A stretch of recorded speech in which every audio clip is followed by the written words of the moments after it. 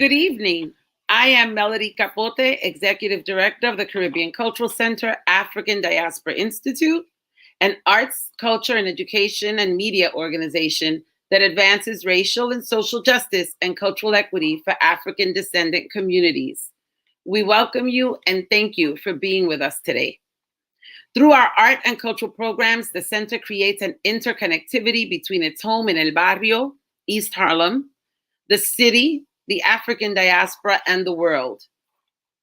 CCCADI, as we're commonly known, specifically serves communities of color in order to empower and reinforce the richness and resiliency of our people while educating and informing the community at large by providing true and authentic portrayals of our cultural expressions that include the visual and performance arts of the African diaspora, using the engagement vehicles of workshops, exhibitions, dance, music, and presentations such as tonight's program. All of this is done through an Afrocentric lens with the subtext of racial and social justice. I want to take a moment to remind you all that we are a not-for-profit organization that is supported by grants and donations by individuals such as yourselves. And we encourage you to follow the link below or the crawler below to make a contribution tonight that will support us as we continue to bring these important and enriching programs to you. We realize that we are living through some unprecedented times, facing various pandemics, that of COVID-19, the attacks on our Black lives, and an election that requires all of our voices and votes if we are to make any change at all. And for these very reasons, we need your support more than ever. If we don't support our organizations and institutions, who will? I guess the question is, if not you, then who? There are so many of you watching tonight that we encourage you to please take a minute to make a contribution. We will remind you throughout tonight's performance, but if you should forget, just visit our website, cccadi.org, and hit the donate button. We thank you in advance for your support. Now let me introduce you to this evening's presenter. Angela Fontanez is a longtime friend of the center, having served as a consultant to various projects throughout our history.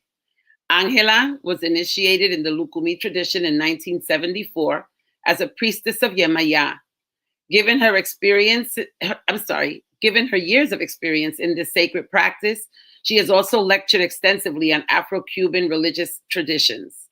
She has been affiliated with the Caribbean Cultural Center for over 35 years and has served as consultant, lecturer, curator, and mistress of ceremonies.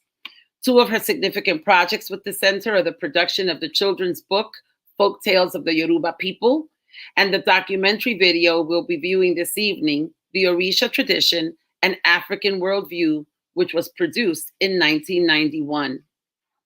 Angela is a two-time Emmy Award-winning television producer and director and holds a Master's of Science degree in education from the New School. I want to remind you that if you have any questions, we ask you to leave them below, and we will handle the Q&A with Angela after the presentation. So simply leave your comments and questions down below, and I promise we'll get to you toward the end of the program. Without further ado, ladies and gentlemen, I leave you with my friend and our guest for the evening, Angela Fontanez. Ashe. Good evening, Alafia. Oh, it's good to be here. It's a full moon. The moon is in Aquarius. I'm feeling good. I'm feeling energized. But I don't like looking at a hole. That's how I see you, a hole. So please, I will see in my chat box your questions, your comments, and they'll make me feel like I'm not alone, even though I put a picture of my family up so I can not feel like I'm just talking to a hole. Melody said it all. I don't like long introductions, but what I want to say is some disclaimers to begin. I was speaking to my friend Joanne yesterday, and I was saying to her, you know, I know this in and out because I live it, and I've lived it for over 46 years. However, I don't know who my audience is. It could be someone that is watching a program about the Orisha tradition for the first time, and it could be a priest of 50 years. So how do you gauge yourself? Well, the first disclaimer is that this is Orisha 101. I know a lot of priests are watching because a lot of them are my godchildren, and they better be. But in the comments box, and in the chat, your comments, I'll see in the chat box. So even though I won't be talking to you, I'll see in the chat box that you're calling in during the course of the show. So please do that. Shalafiani is one of our introductions. Do you have peace? I hope you have peace today. We're going through some hard times, but we're gonna get through it. I want to give you a little history of the video, what we're going to see, and then we'll take it away. In 1991, Mata called me. At the time, they were in, I'm trying to remember if it was the Brownstone or not. But she said, Angela, you have to do a video for me on Orisha 101, because every time we have a show, people call in, what is this, what is that, where can we find this, where can we find that? And we're a small staff, we can't handle it. So I said, sure. Bobby Shepard was the cameraman for all the performances, so we had tons of footage. And John Mason, like myself, has been a friend of the center for a long time.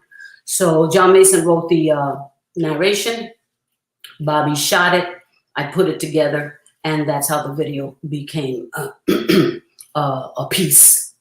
Fast forward, almost 20 years later, Melody calls me. Angela, you have to do a workshop for us. We get all these calls. I don't know what to do. Okay. I said, well, and Melody, she can vouch for me. I said, Melody, I'll do it, but only if I could show the video, because it'll make my job much easier. And the video says it all. It's concise. You're going to see John Mason, a priest of Obatala, a scholar. He wrote the narration, but he's also on the video. Robert Ferris Thompson. Robert Ferris Thompson, Dr. Thompson, has been on the Yale faculty since '65, a scholar.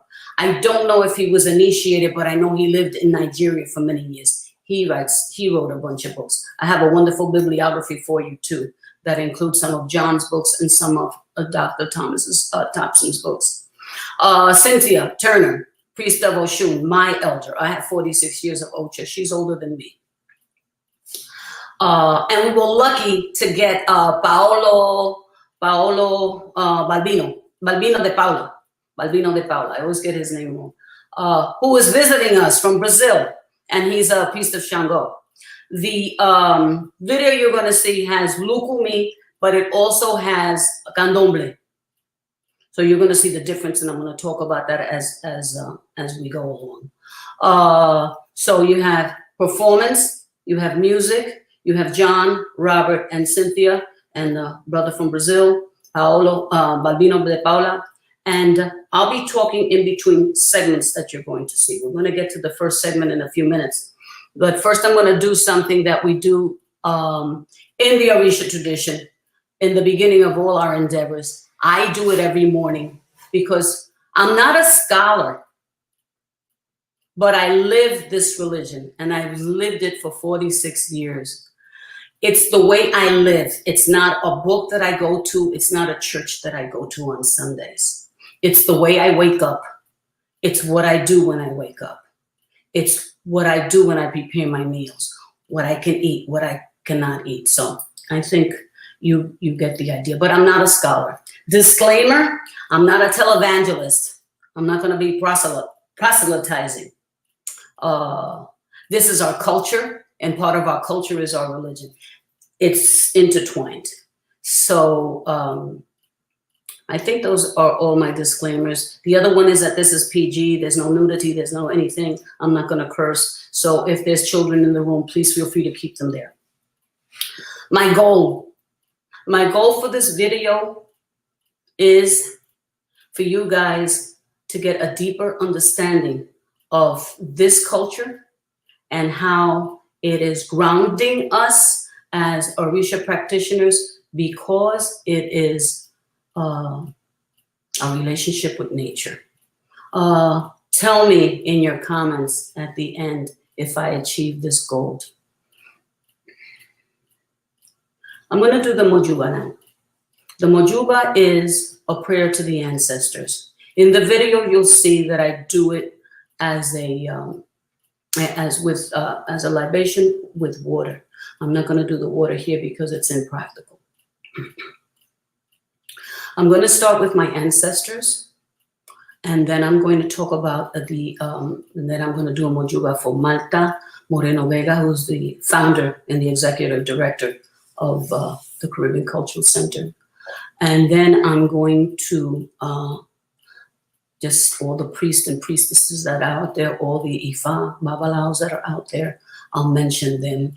And then I'm going to say, and now a moment of silence for your Arauru, your citizens from heaven, those uncles, those brothers, sisters, mothers, those people that made it possible for you to be there. I want to share a story. It's a little story before I get to the libation, because it has to do with ancestors.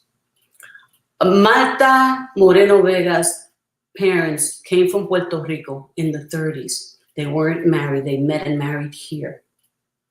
They raised Malta to be proud to be Black. They raised Malta to be proud of being Puerto Rican. And they raised Malta to be proud of her community and her people and to help her community. And that's what Malta did. She grew up. She became an art teacher. And she began looking for Black people in art books, and she didn't find them. I'm going to make the story short. Fast forward. I'm wearing this blouse that I wore the day that I did the libation in front of the firehouse where the center is now. And I'm going to start crying again. Because that's what Malta's ancestors did. They made it possible for me to be here with you today talking. So I'll start the Mujuba, and I have to look at my notes because there's a lot of names of not my ancestors, but Malta's ancestors, Melody's ancestors. They're the same ancestors because Malta and Melody are related. And I don't want to leave anybody out. I'm going to be talking in Spanish, and I'm going to be talking in Lukumi. Con la bendición de Olof, Yolo Dumare, la bendición de Olorum. Mujuba Boborarum de Stile, Mujuba Boborarum de Sotanas, Mujuba Boborarum de Woro. Mujuba Boborarum de Miara Orum, Mujuba Mijale que iba, Mujuba Chunsoino que iba, Mujuba Changolari que iba.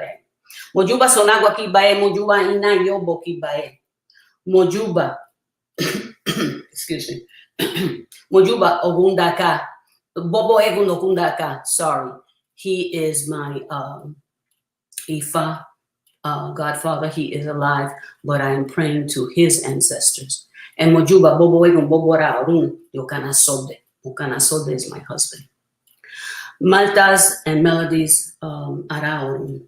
Mujuba Flora Cruz, Clemente Moreno, Mujuba Oluo Otura Sa, Elpidio Cárdenas, Mujuba Odufora Zenaida Rodríguez, Mujuba Laura Moreno, Mujuba Heriberto Capote, Mujuba Iya Locha, Baba Locha, Ikoile. Moment of silence for your ancestors. And then I'll say the word Ashe, and you will say the word Ashe back to me, and I will feel it.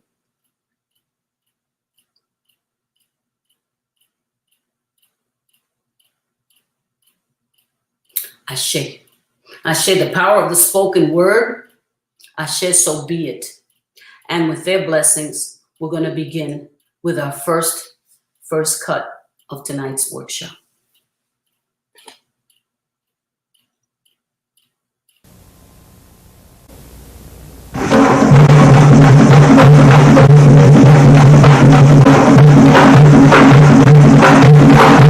Africa, birth of civilization, where humankind evolved and flourished based on a way of life to God and in balance with nature.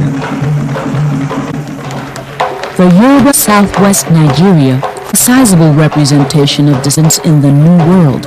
Yoruba culture, their food, music, art, language, and religion exert an undeniable influence on cultural movements in the New World.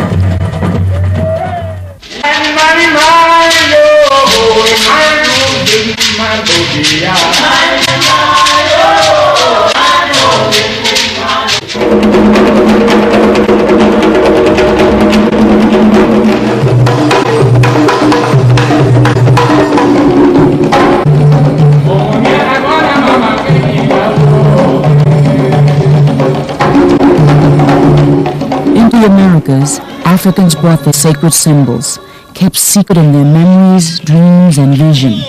Enslaved African youth were taught to keep these symbols and rituals in sacred trust, while the slave masters fought to destroy the culture.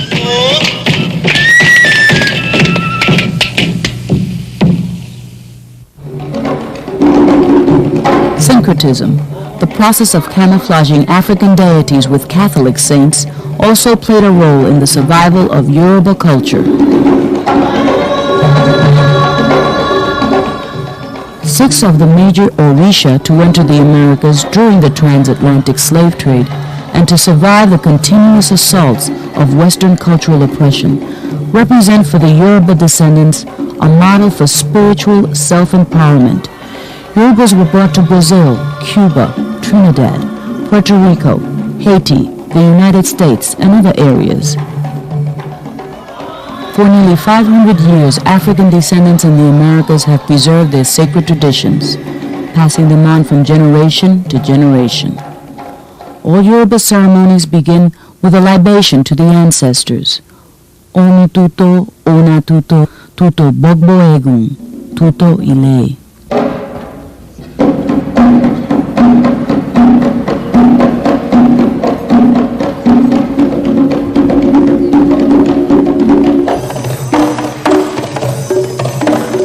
About 25 years ago, I was very much involved in drumming.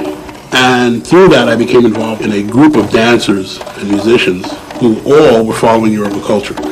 And it was through that involvement that my interest was this sort of peaked. I was sort of an agnostic in those years. I was what they call it intellectual agnostic. I didn't believe in anything. I read about everything. I had studied a lot of different other cultures and religions, but really hadn't found anything that fit my format. I was more of a nationalist. I was a follower of Malcolm and Garvey and people like that. So that it wasn't until I encountered Yoruba culture that I found an African model, an African religious and philosophic model that I could base my life in, and the rest is history. The Orisha, as the name implies, translates to mean heads that have been selected, Orisha, heads that have been selected. The Yoruba and many other West African people have taken these ideas and through observation over thousands of years have formulated a concept which we call Eshu. Eshu, as one of these potentials, one of these power bases, one of these selected realities, is then a reality which says, by the name Eshu translates as one of the major translations to mean that thing which causes things to gather. It causes things to come together. And it's more obvious when we look at some of the most vital symbols for Eshu, the crossroads. The crossroads then is a place where East and West, even though in opposition, have to compromise with one another.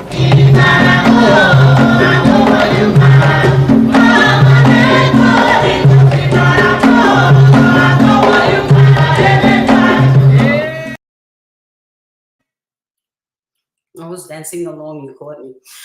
Eshu in Cuba became Elegba or Elegua. Okay, in the Yoruba language, GB became Gua instead of Ba.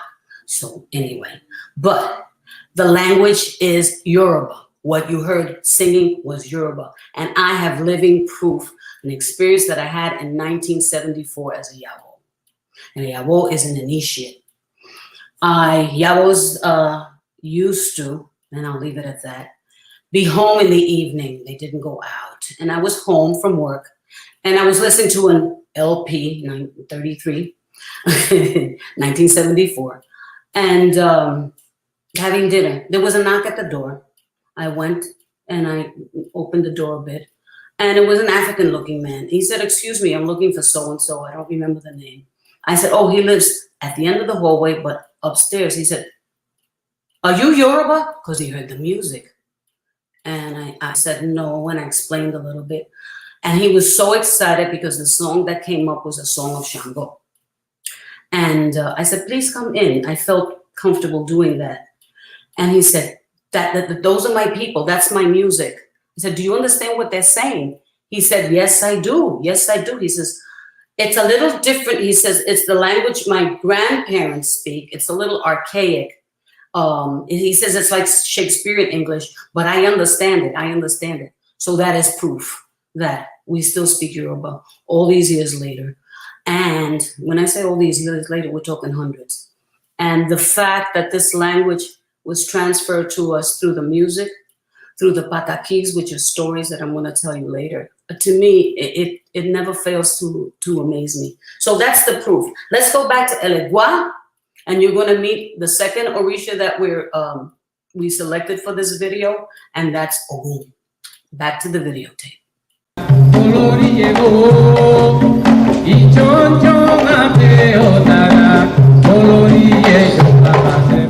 A shu is that principle in God's genius that makes everything have to deal with everything else at some point in the game. And it's this ability to compromise. It's the ultimate idea that God, the most powerful thing in nature, is the ability to compromise. That one thing must compromise with another in order for existence to carry on.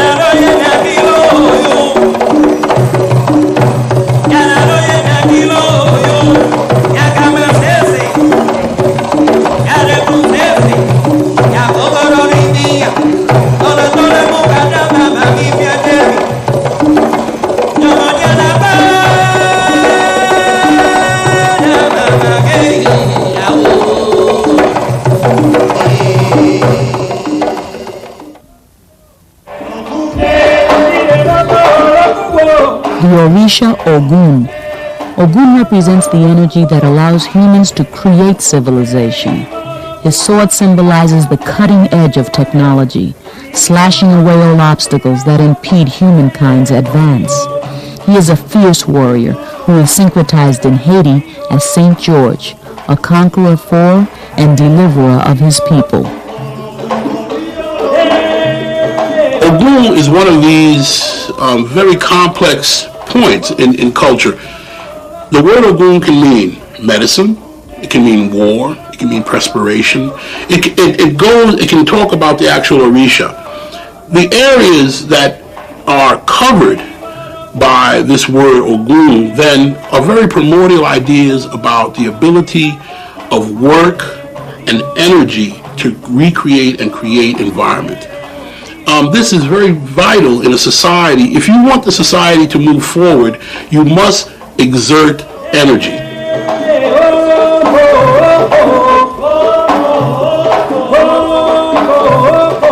The Yoruba, like many other world people, have an ancient and classical culture. They thought long and hard about what the role of the warrior was in their society, what the role of the warrior as doctor, the warrior as inventor, the warrior as explorer. I mean, when we think of Daniel Boone, nobody shudders and says, oh, but he was a hunter who was also an explorer. He was also a trailblazer. He broke open new paths. Well, every culture, and of course West African culture, they had even more ground to cover than Daniel Boone. They then look to the Oguns of their society, the Oguns of their history, who blazed new trails, opened up new vistas for them, explored new lands, came back with new medicine, new sources of wealth for their people. All of this then is what Ogun does in a society.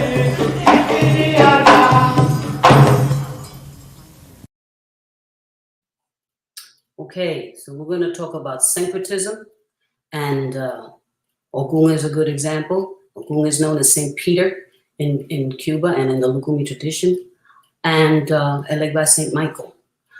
I wanted to pick in Orisha that I could really expand upon and try to explain syncretism to you. And I came up with a good example from Celia Cruz. Celia Cruz wrote, I think, this song. And you're going to hear Yemaya and Virgen de Regla in the same song like this. I'm going to sing, but I'm not going to quit my day job, so please bear with me. The song says, Virgin of Regla, today is your day. Mother of water, my mother. Virgen de Regla, hoy es tu día. Madre de agua, diosa mía.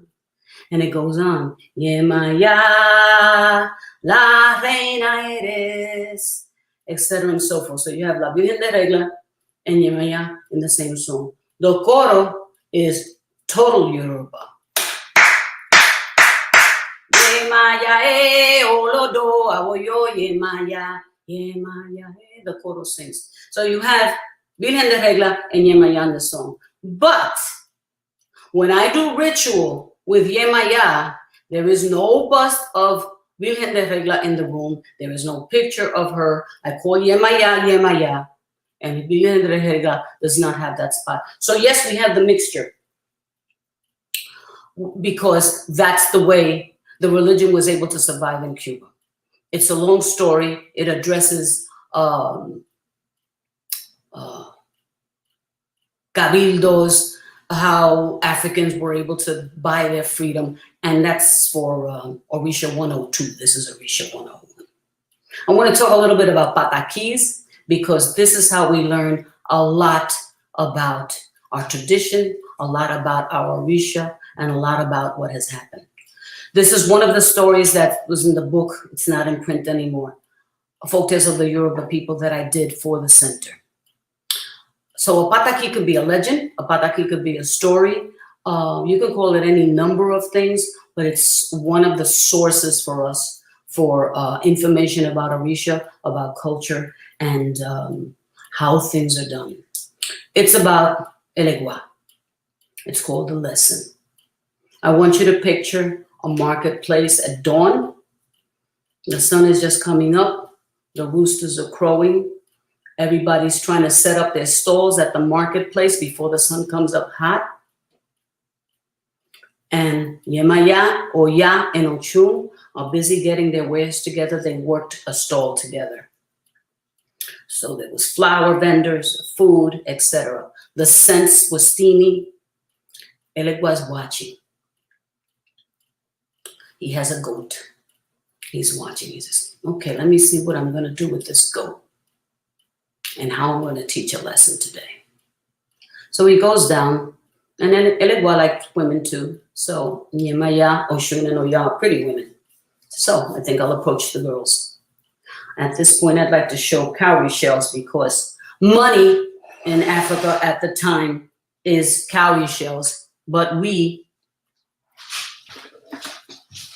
looking for my cowrie shell. But we use them as decoration in a lot of things now. Here's a cowrie shell. Okay. Cowrie shells. We use them in ornaments. We use them on elekes, which I'll talk about later.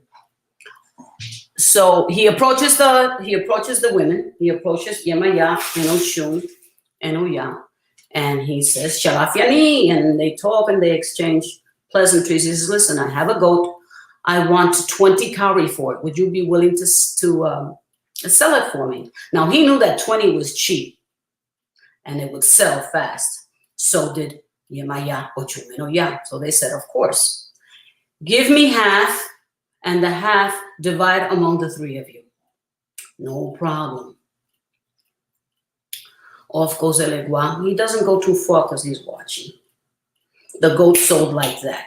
Yomi came along and sold and said, how much the goat? 20 cowrie bet. Takes the cowrie shells. The women immediately separated the money, put Elegua's 10 cowrie aside, and okay, let's divide up the 10. And they went around and get one for you, one for you, one for you. Obviously, They only went 369. They had a cowrie shell left over. Oshun pipes in. Well, I should get it because I'm the youngest. And Yemaya said, really? No, I don't think so. And Oya said, I get the cowrie shell. But soon they were arguing. Soon other people started hearing them. And you know how it is in our neighborhoods. It was no different than a crowd ensued. They said, yo, no, Angela should get it. No, Yemaya should get it. No, whoever should get it. And Eleg was watching. He says, okay, let me stop this now. Parts the ways, okay, let me get by. Oh, we're so glad you're here, Elegba, because they tell the story, and we have this one cowrie left, and we don't know what to do with it. So he says, he's listening. Okay. You have 3, Oya, you have 3, Yemaya. The first cowrie shell should have been buried and given to the ancestors, because the ancestors are the one that made it possible for you to be here today. And the Pataki lesson was, ancestors are always first. You're gonna hear the word ancestors throughout this program, this workshop, this video, the videos, at least 1,000 times, because it's how we survived up until today. And we're going to talk about a lot of different situations as we go along. So they teach us, so Patakis teach us about Orishas. It's a part of culture, no different songs, Patakis, no different than our culture today. Marvin Gaye, what's going on? Rap music, I don't have to tell you, tell stories. The Beatles, it's the way we communicate. The Ogun segment is also Lukumi. It's talking about Ogun. John talked about Ogun as a warrior, as a doctor. I'd like to add blacksmith that he didn't talk about in the video. Iron tools are all Ogun's tools. And when you talk about doctor, I recently had a friend who I was praying for that needed surgery. And I was praying to Ogun because he's the owner of the knife as well. So we kind of count on Ogun for a lot of things. Next is Oshun, and you're going to meet Cynthia Turner, and we'll talk some more when we get back. Okay, bye. Opposite Ogun energy, we find the Orisha Oshun.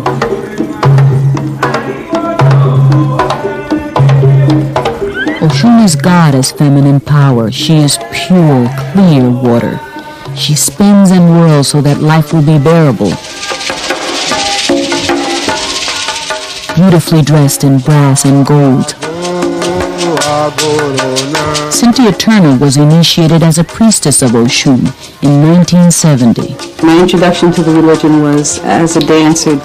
One of the things that really captured me was the beauty of the songs and the dances to the Orisha, and I felt that if they were that beautiful, the songs, the dances were that beautiful, then surely the tradition that they came out of deserved or merited more investigation.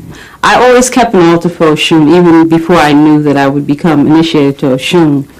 Because I had to set up an altar for her, I had to know a little bit about what some of her symbols were and what they represented. She has like a number of symbols that are, in terms of the animal kingdom, you know, beautiful birds, peacocks, and quails, and pheasants, things of that sort. But she also has some very, very down-to-earth, nitty-gritty symbols.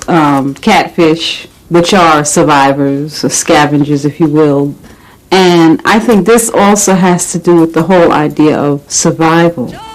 To survive in dignity, and even to survive in luxury, if you will. You know, not just to survive, but to thrive. But if it's just down to basic survival, you know, she can do that too. These all are different aspects of her personality, or different ways that she may manifest herself, and doing whatever she has to do to get what she wants. I don't want it to sound cut and dry or callous or anything like that, because this is not really what it's about. But it is about survival. And for Africans in the New World, I think that's very understandable. And that's, well, again, that might be one of the aspects of her that we don't relate to enough, or maybe we don't even work with enough.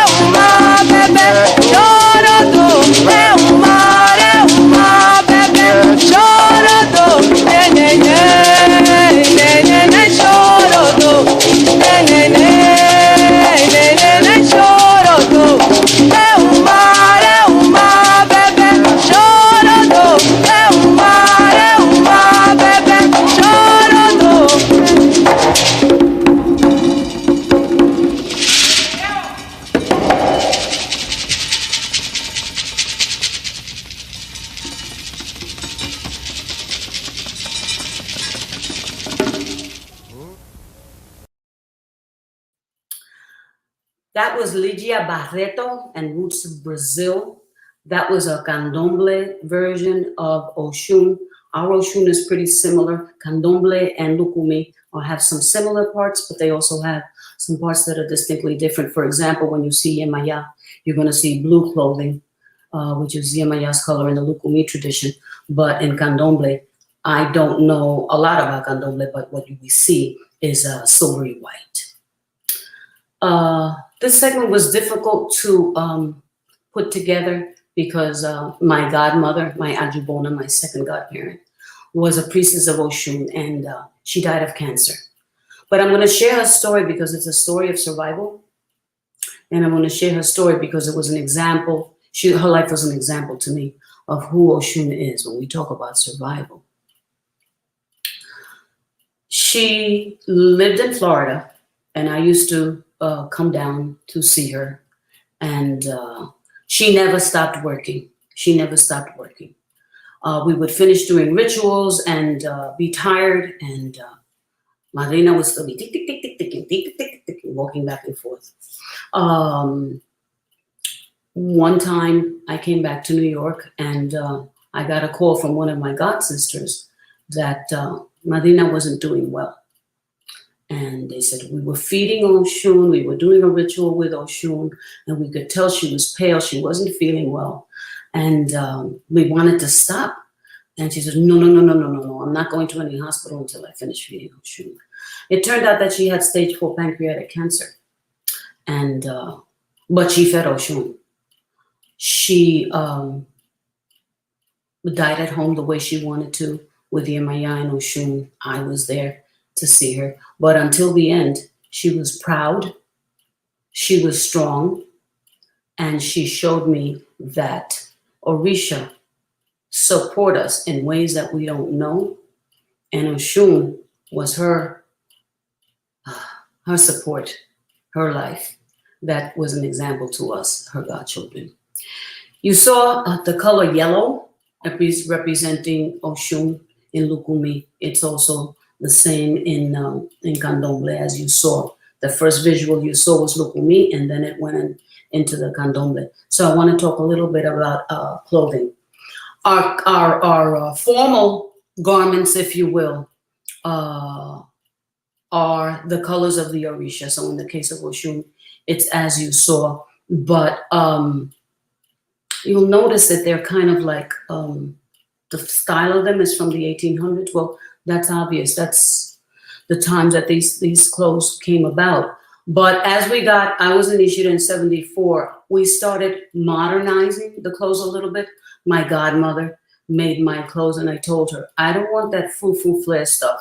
I was skinny then. I was 103 pounds. And I don't want that crown looking like Queen Elizabeth. I want an Egyptian-looking crown. She said, okay, but that's as far as it goes. It still has to be long. It still has to cover your arms. You still have to wear a lot of clothes underneath. I had like 3 layers of clothes underneath my dress. But it's changing. In the African American community, I notice when I go to see the Iyabo when they're initiated, and on the second day, the community is invited into Igbodu to see the new initiate there when they're wearing their clothes. They're more Afrocentric. It doesn't change the religion. We're living in 2020. We're not living in the 1800s. Our next segment features Shango, and you will see Shango in his traditional clothing. It's a Lukumi piece, and I have a lot to share afterwards. Let's take a look at Shango.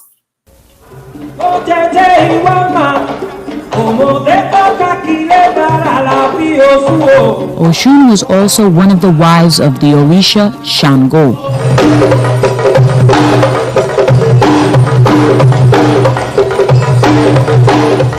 The sacred bata drums call, lightning flashes, thunder roars, and Shango, Orisha of fire, appears. A long time ago, Shango had the divination equipment. He owned it. He had the 0.5, the divination tray. He had the Obatala, the divination chain. He had all the knowledge. He had all the Odu. But he loved to hang out. And women were born with this. He wanted the power. Ifa had the power of artistry and moves, and was a superb choreographer. And Shango said, let's trade. So Shango traded ultimate knowledge of Ifa for the ability to be the shiniest, flashiest, most attractive dancer. Well, Shango knew what he was doing because he never, ever really gave up a prior knowledge. And to this day, I mean, when I was in Nigeria and I saw the bata being played, it's a double drum, of course, perfect for him because he's a double axe. He's got, he doubles the color, the red and the white. And his children are double, they're twins. When he married Oshun, of course they had to have double children. So he just has this double power all the way.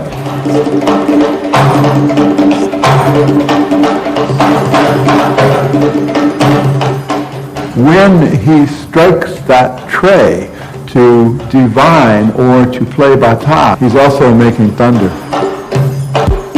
You can't think of thunder without thinking of bata, because bata is what he received, the Thunder Lord. In Brazil, these things, although they may not be there materially, there are beats called bata. And there is a certain drum called bata that's not really a bata, but the name lives. In Cuba, we got bata, but in Brazil, we have atabaque. Balbino de Paula is a Brazilian priest of Shango. My father, in his time, had to be initiated by the god Shango, but he never wanted to obey Shango's orders.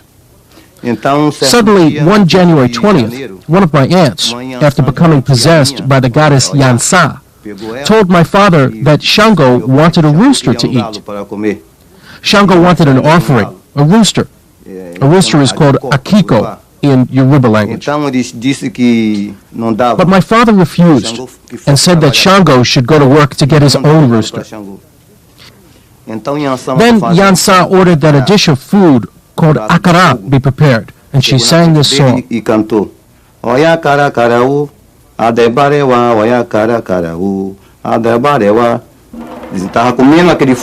Yansa was eating that fiery dish to make my father's path easier.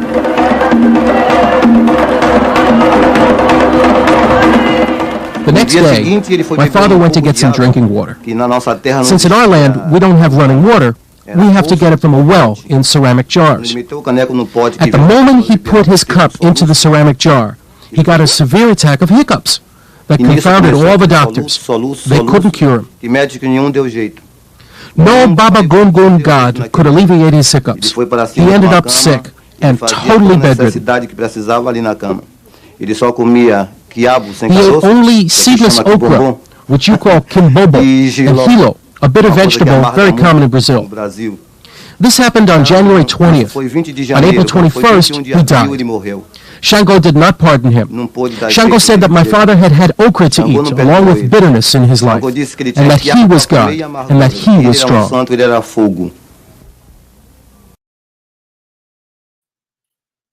This is the Shango segment, and this is the segment that I call You Gotta Believe segment. When I was writing this segment, and to put on my glasses because I'm going to read something in a little bit. When I was working on this segment, it started thundering. And thundering, I mean, I'm in Florida now, no New York thunder. This was like shake the house thunder. And I was like, I don't believe it. And then I said, oh, I'm going to share that in the, I'm going to share that when I do the workshop. And when I thought that, there was a thunder so loud that it turned off my computer, it turned off the lights, it turned off everything. And when we do this, when it thunders, we do this, and it's and we say Kabiosile. It's a praise. It's praise to the Alafin, the king, meaning Shango. And I got tired of doing this. Sometimes we say, oh, they're bowling up there, but it's definitely Shango, and thunder and Shango. I'm living proof. It's rough. Dr. Thompson talked about Shango trading with Ifa. When we came to the Ifa section, I said, this is not my department. I'm going to call my godfather, Ogundaka, and ask him. And what I said to him was, Padrino, when I do my Mujuba, I say with the blessing Olofi, Olodumare, Oloru. And I think it would be helpful if I kind of explain that, but I don't want to say something that I'm not well versed in. So I'm going to read what he told me because I don't want to make a mistake. He said, Orumila, the Orisha of wisdom and knowledge and divination. He is the Orisha that coexisted with the creation, the Orisha that coexisted when the creation occurred. He also had a hand in the creation of the universe. He brought the wisdom of Olodumare to earth via Ifa. The Ifa oracle is where we have the first communication between mankind, Orishas, and Egun. He says, when I do my prayers, I say, Orumila eleri ipin, the witness of fate. Fate, a development of events that is beyond mankind to control, determine by, I wish I could read my handwriting, that is determined by a supernatural power. The supernaturals being Olorim, Olofi, Olodumare, the Orisha, the ancestors, etc. So that made perfect sense to me. But I have about 20 godchildren, about 12. 4 of them are priests of Shango. Every time I initiated a Shango, it thundered. It thundered on the first day, on the second day, or the third day, but it thundered in Florida. It thundered in New York. It thundered in New York City and upstate. It thundered. Okay, so Kabiosile, I love Shango. The drum. It's our language. It's our power. It's our prayers. It's our history. It's a major element in our culture and in the survival of our culture. Another Shango story. On September 9th, I was writing this piece as well. And I said, I'm tired. I'm not going to do this now because I want to do a good job. Let me do it fresh. Let me go on Facebook. The first post that I saw on the Facebook was about Shango because it was about the drum. And I'm going to read it to you and I'm going to try, but I have my tissue right here. I couldn't believe it. It was about the Sonal Rebellion in 1739, and it was posted by a dear old friend, Neil Clark. I'll give you his formal title because he's a Babalawo, and I want to be respectful, but I just want to share with you. I kind of shortened it just to get to his comments on it. But on September 9th, 1739, the Sonal Rebellion occurred. The largest slave insurrection. About 20 slaves raided a store near Wallace Creek, which is off the Sonal River. And they killed 2 shop killers and took weapons. They marched south towards the promise of freedom in Spanish Florida, waving flags and, wait for it, beating drums and shouting liberty. let's find out what happened. This is the part that that Brother Neil shared. His official title is, because he was the initiators of Babalawo in Africa, is Alafobejo, and he's Awo of Oshobo, which is a city in Nigeria. For those that note that African drumming is not traditionally as prominent or prevalent in the culture of the United States as it is in other parts of the African diaspora. The Sonal Rebellion or Cato's Rebellion, the South Carolina legislator made it illegal for the enslaved to play drums, among many other restrictions and conditions. A great fear among the slave owners of a recurrence of the resultant legal restrictions. It spread throughout the British colonies of the time, in North America, and even in the Caribbean. As an African born in America, whose life has centered around the playing of African drums, it was intended that I and those like me are not supposed to exist. This is the part that always gets me. I'm here to say that in spite of the legislation against and the suppression of drumming by Africans in North America, the drum never disappeared. I have been active for more than 50 years and continue to play. There were many before me and many, many more now. There is a drumming lineage of generations within my family alone. Now this part has exclamation points after each statement. The African drum still speaks. Play your drum. Play it today. It is the voice of the African ancestors. Listen. Never should it be silenced. Ashe. Thank you, Brother Neil. I know drummers throughout my life, and I don't think I could get through this without talking about a gift from the Mariel. Mariel brought us many talented drummers, singers, dancers, and I couldn't go on without acknowledging Obatala, my dear friend, Orlando Puntillo Rios. I met him when he was here 2 days because he was staying with friends of mine. Also there was Obeate, who became a master drummer, and Babalawo himself. I want to give a shout out to him. But I met Puntilla and he talked about wanting to start a group here, and we danced, and he changed the music scene.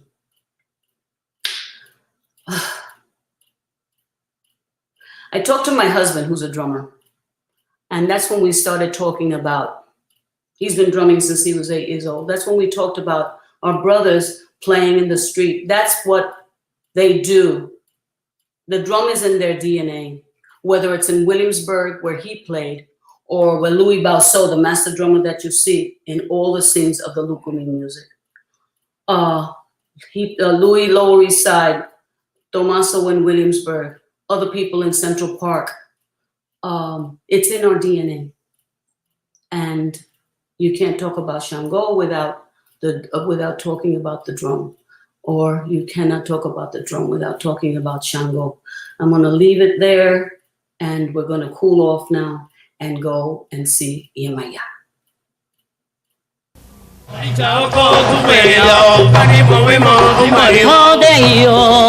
The constantly moving sea is the abode of the Orisha Yemaya. And it's from the ocean that the symbols on her ritual garments are derived. Waves are a common theme, all shades of blue, seashells, fish. Crystal beads are used in her necklaces and bracelets. The use of lead in these bracelets symbolize longevity.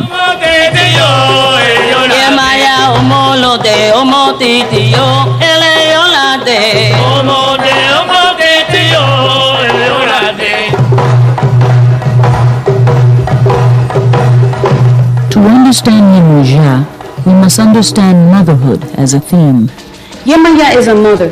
She is the mother that raises the children, and we are her children. Mother of children of fish, we call Yemaya. Now, Yemaya is also that extension of that tradition, from family to tribe to nation. So she is the Orisha that we also connect with rules and regulations. She is the one, like the good mother in all the households, that are the ones that, the father goes out to work, but mom is the one that's there. Make sure you do the homework, make sure whatever. She's the one that keeps track of everything. And this is Yemaya too. So that whether we see her in Brazil as more stately and more serene, or we see her more vibrant and so much more the ocean, there is still that very important theme which is nationhood, because she is the one that brings us all together. Ashe.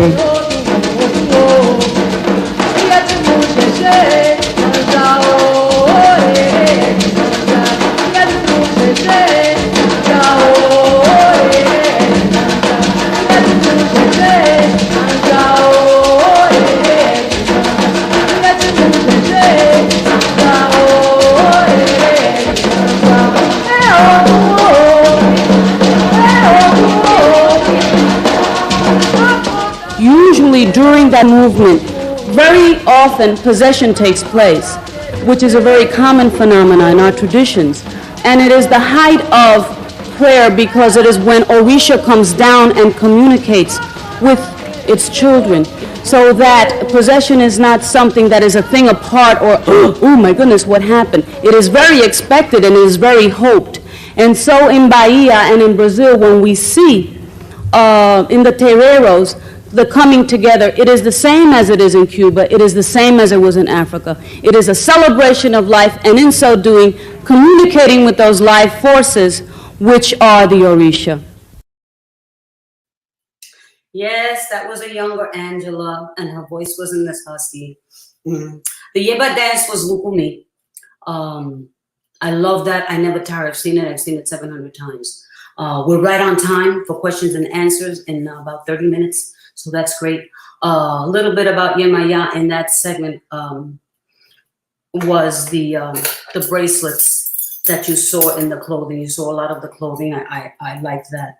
That was one of the exhibits at the Caribbean Cultural Center that I co-curated with Danny Dawson. I like to give everybody their credit.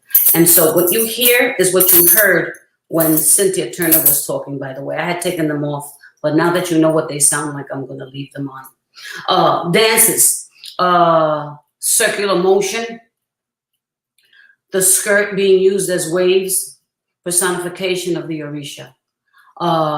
In Brazil, a little bit different, but still very much Yemaya. I don't want to run out of time. Next and last Orisha is Obatala. Obatala. You're going to see him as a female in Brazil in this, but Obatala is also a male. He's also a warrior. And so as we not get confused, but this is Orisha 101, so I can't go into a lot of details, but let's take a look at Obatala.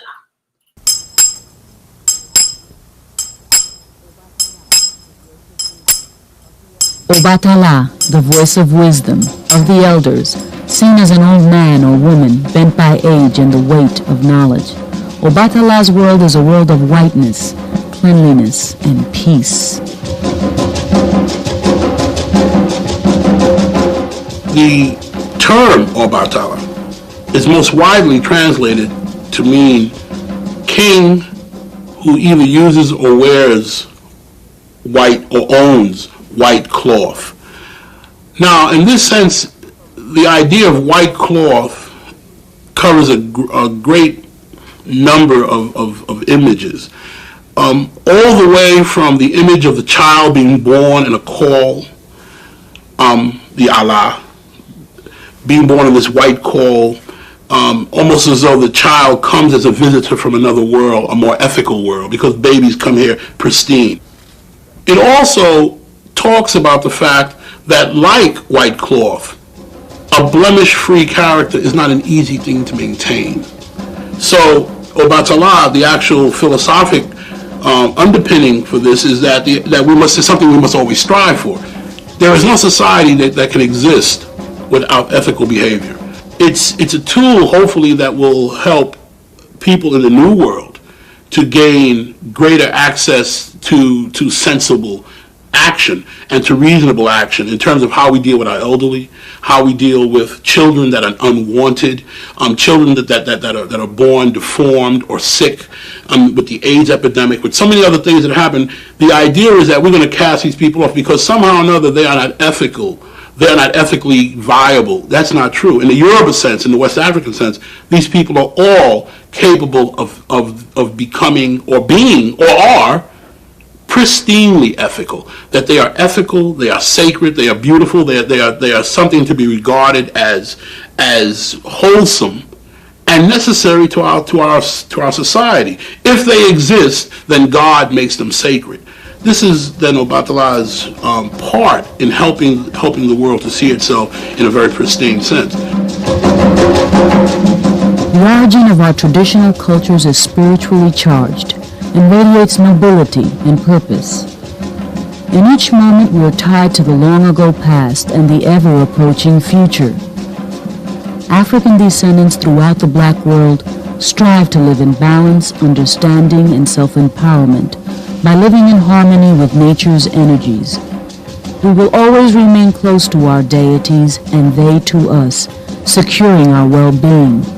This is our way. Ashe.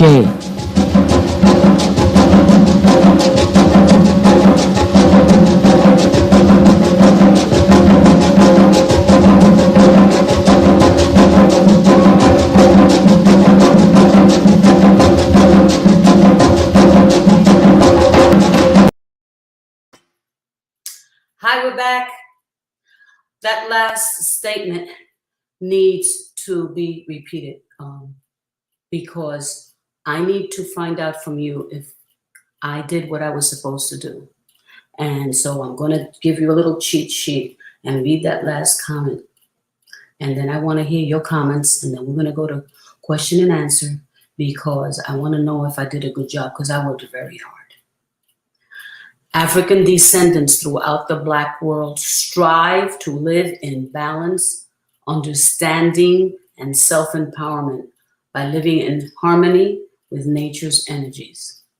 We will always remain close to our deities and they to us, securing our way of being. This is our way, Ashe. I, of course, screened this video many, many, many times when I was editing it. And I screened it again many, many times. And what I realized was like, shoot. I didn't say shoot, but this is PG, so shoot, I'm living history. A friend of mine recently said to me, we were talking about, I called because I wanted to get some information from him. And I told him I was doing the show, and he said, Angela, we're dinosaurs. Meaning that we were old and we were going to be extinct. But after looking at this video and knowing that the drummers are out there, and there's a lot of young drummers are coming up, I don't mind being a dinosaur and soon becoming an ancestor and watching from above and saying, yeah, we did it. I don't want to cry, so I'll say, Odabo, goodbye, Alafia.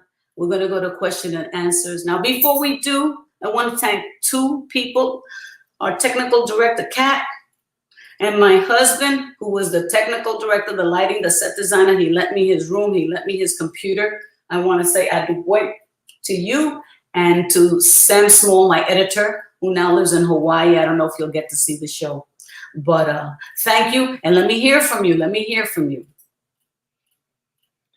Hi, Angela. Thank you so much. That was man, just the journey. My son kept peeking in. He was like a year and a half old, and he goes, "My God, Ma, I was in every single one of those productions." How he remembers, right? John Mason, Robert Ferris Thompson, the young Angela Fontanez, it was just Orisha, all of them. Amma McKen. Thank you for kind of reminding us of this journey, reminding us that there's still so much work to do. right? We talk about a tradition that that lives, that you said it early on. This is life. It's our life. This isn't religion on one day of the week. This isn't something that we don't typically. Marta Kame, that's Marta Kame, the beautiful presentation. My madrina, right? And so thank you, because this really just reminds us that, you know, we've come a very long way. As she, you know, always reminds me, we've come out of the basements and are really able to have the conversations, acknowledge each other when we see one another in the street. What more beautiful thing than to see a yawo in the street and acknowledge that yawo, and you just see them light up, because it's like you recognize who I am. And this tradition really has given us a way of seeing the sacred in one another. You know, whether it's wearing our eleques, wearing an ide. So thank you. The reminder was just excellent. I think you did such an incredible job. There aren't many questions. However, you did mention wanting to share bibliography with folks. And there are if I can see it, I can talk a little bit. If I can see it, because I don't have it up on my screen. Is that possible? Maybe. Yeah, I would definitely like to talk a little bit about it. And I am reading a lot of comments that people really enjoyed the show. Thank you, people. What I would say to you, Angela, and we've talked about this now a couple of times, we need to reproduce the folk tales of the Yoruba book for children. There were a few comments throughout saying we need this tool again for our young people, for our children. Well, I will tell you that I have a friend who is retired now as a teacher. He said his copy was all worn because he used it for like a decade. Mm-hmm. And he taught grade school. I also did a presentation. I remember it was used in a humanities program in the Vito Marcantonio Junior High School in East Harlem. Mm-hmm. A lot of schools used it. Mm-hmm. So yes. Well, I would like to make a commitment to you that if we could revisit reprinting that book, I think that that's a commitment the center wants to make, not only to you, but to the community. So I'd like for us to revisit that conversation, because we've had it a couple of times. And just folks wanting to know any readings that you can recommend. Kat, I know you're backstage. I don't know if you have the bibliography or reading list that maybe I can talk about it. The bibliography is in the description of the video and on the website. So you can see it there, but I can talk about it a little bit. 2 books by John Mason are there. This book isn't there, but it's wonderful too. Orisha, selected songs for selected heads. My copy is all messed up. You'll notice Shango was dancing in the middle, and he's wearing a wambi. A wambi, that's what the boxers use. Whenever I see a boxer wearing a wambi, I know he's gonna win, because that's Shango's wambi. But there's 2 books by John Mason. There's 2 books by Robert Ferris Thompson. There is Malta Moreno Vega's 2 books. One is Altar of My Soul, and the other one is, which I love, is When the Spirits Dance Mambo. I went to Cuba with Malta when we did that.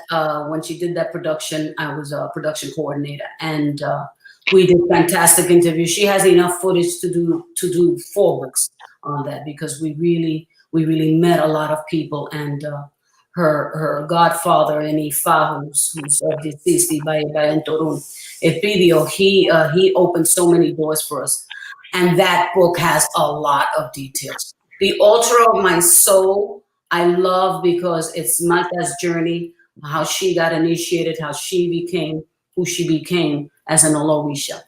Back in the day when I first met Malta, there it is, great. When I first met Malta, I told her, "You're gonna be initiated." "Oh, no, not me. I love to tell that story, Malta. But and now she wrote 2 books, and she does this conference on this and that, and Obatala. So there's the 4 I spoke about that one. Altar of My Soul, When the Spirit Sends Mambo. 2 other resources, very, very, very excellent. I wouldn't recommend them if they weren't. Willie Ramos's organization, Heredad.org. wealth of information, classes, events. One of the things that this organization, or Willie specifically, organized was something that we do in December, where we all dress in white and pray for peace in the world.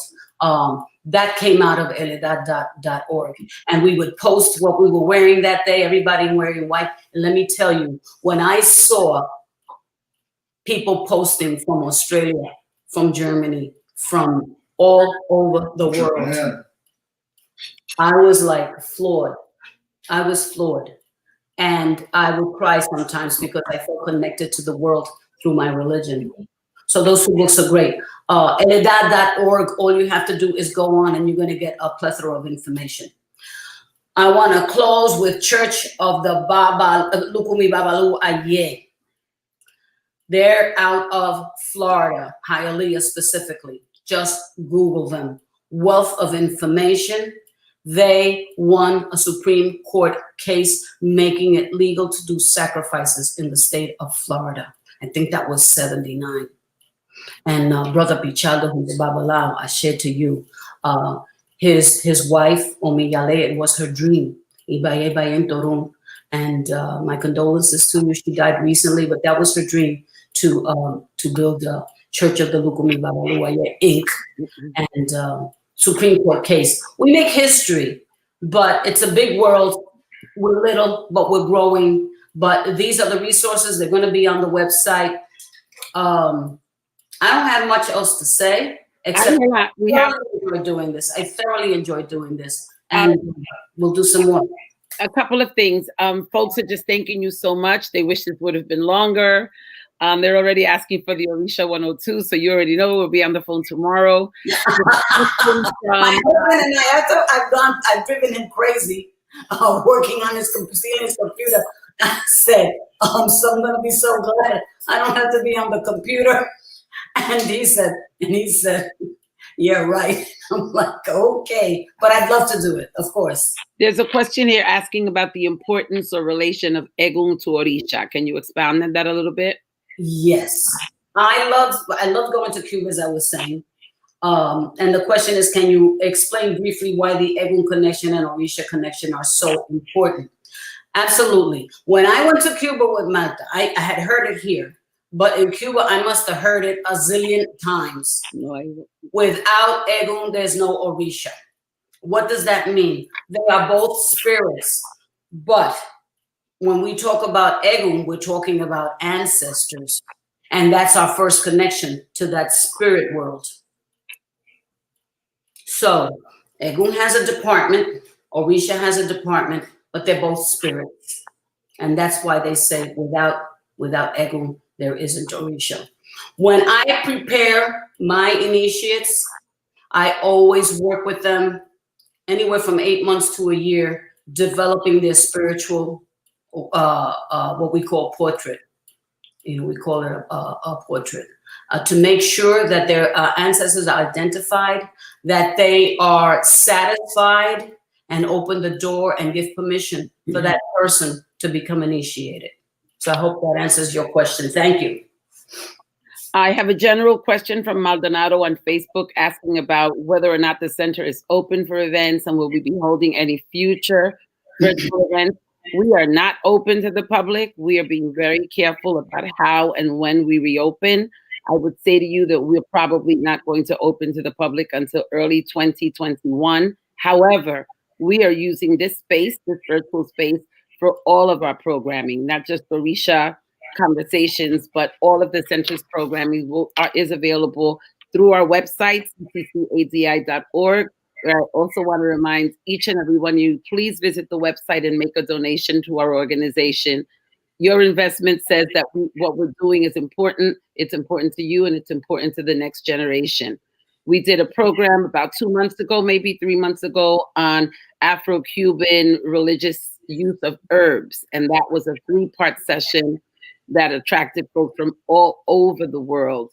So we know that this is a part of the work of the center that is much needed and popular among the audience that we work with. So yes, sign up. Again, go to our website, sign up on our email list so you're sure to get all of our upcoming events. there's another question here about, do we ever talk about voodoo from Louisiana, voodoo from the Gullah Geechee and Haitian islands? We have. With our work, and so that we're very clear, our work is to present information that is accurate, to undo a lot of the myths and lies and inaccurate information that exists about this tradition. And so, yes, you again, get on our mailing list, check our website out regularly. I am going to be speaking with Angela and others about expanding this program. So it is what we do.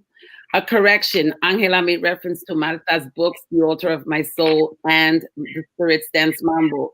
The trip to Cuba actually was to create the film that we did. Mambo. And I clarify that because Marta actually did do a book by the same name, and lots of folks think it's the same thing, and it is not. So we do have the film available of When the Spirits Dance Mambo, which is a journey from Africa to Cuba to the Mambo explosion of New York City and the influence of these traditions in popular music. Folks asking about the video you saw tonight. It is not available. It is available through the Center for Archival purposes, but it's no longer available for sale. Again, someone here, where do I sign up for the email list? Go to our website, CCCADI.org. You're seeing a sample of our page here. Sign up for the email list, make a donation. We had over 300 people on this session tonight. If each of you gave just $10, that would be a $3,000 contribution to an organization that needs your support. So this is what I do. I ask for money, I look for money, and I am making my pitch as often as I can so that you too will be a part of the building of an institution founded in 1976 by my madrina, Marta Moreno Vega, an institution that we hope will outlive all of us, because without us, then who? Without you, who will support our institutions? Angela, again, thank you so much. Thank you for being with us. Be safe, be well, and we hope to be with you again very soon.